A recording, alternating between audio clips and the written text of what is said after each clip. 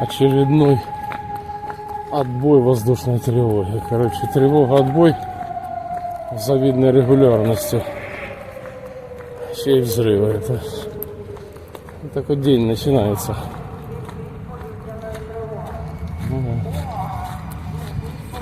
Это мы поняли уже. Сейчас хожу по квартире. Тут надо решать проблему отопления. Видите, все забито. И гудит тревога воздушная. Здесь она вообще, конечно, в таком помещении она особенно как-то зловеще. Ну, короче, тут караул. Но батареи греют чуть-чуть.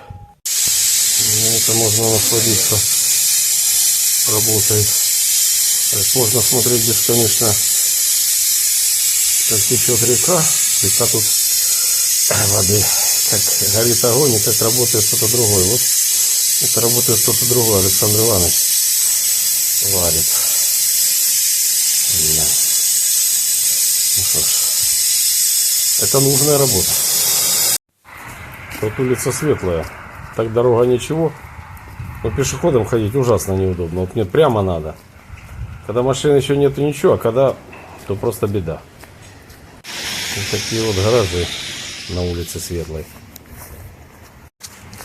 Здесь по Светлой с одной стороны и с другой стороны разрушены. А вот это вот шелковица. Ой, не сезон.